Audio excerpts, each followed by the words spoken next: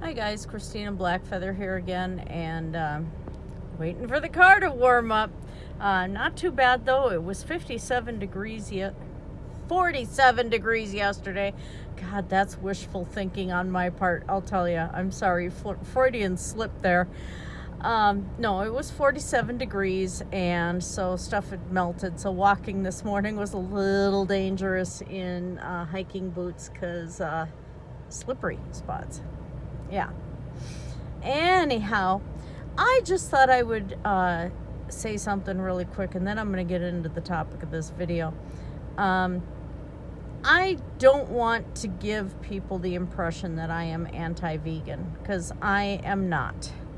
I get where vegans are coming from. I was vegan until my health started tanking pretty rapidly. Worse after my surgery in 2018.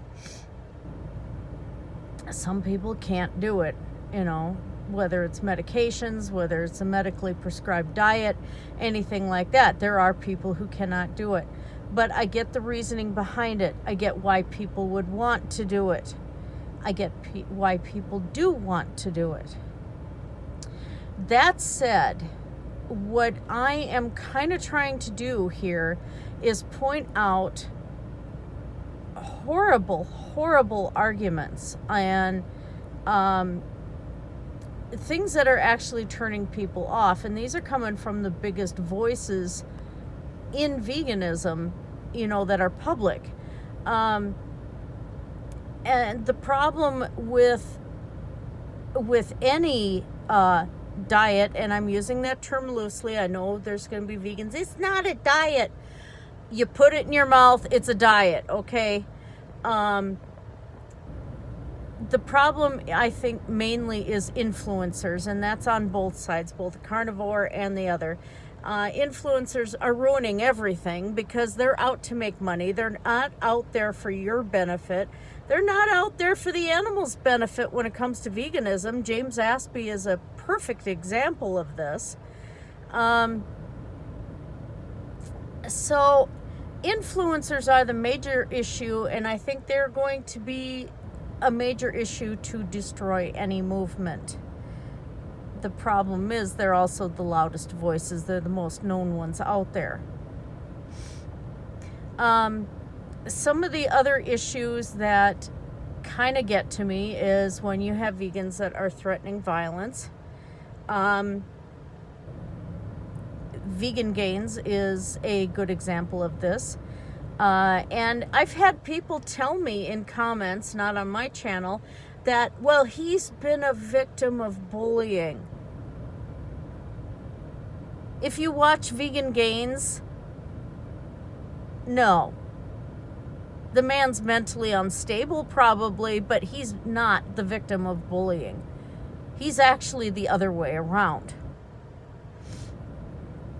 And one of the things that kind of got me, besides him feeding his cat a vegan diet, is I've gone back through some of his older stuff. I'd seen a live stream where he was turning around and telling somebody that they were bad for having backyard hens to grow their own eggs.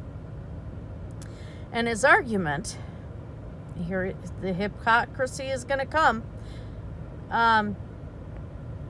Oh, pardon me, I need to say that the way G-Man did. Hypocrisy, there we go. Where that's going to show up is in this thought. And the video I'm going to try to remember to link below is one where he actually says this. If you're buying hens to have in your backyard, you're buying them from an industry that they cull the males. They kill the male chicks off, and you're only getting the female ones. And they're being bred specifically for producing a lot of eggs, which he is right.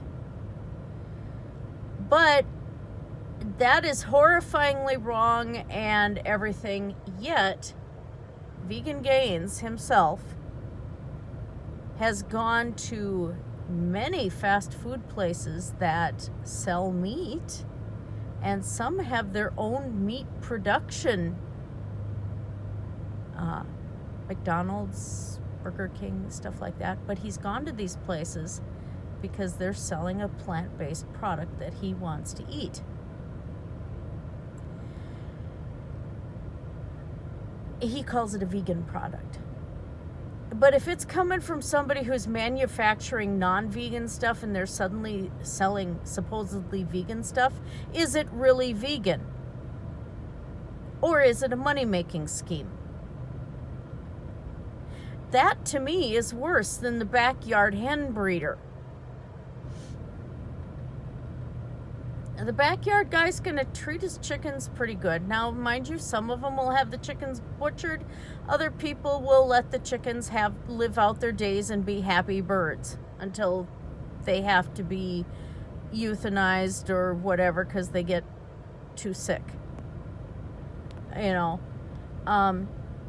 So which is worse here? Vegan Gains is supporting these big companies like KFC and these other ones because they're selling a, quote, vegan product, unquote.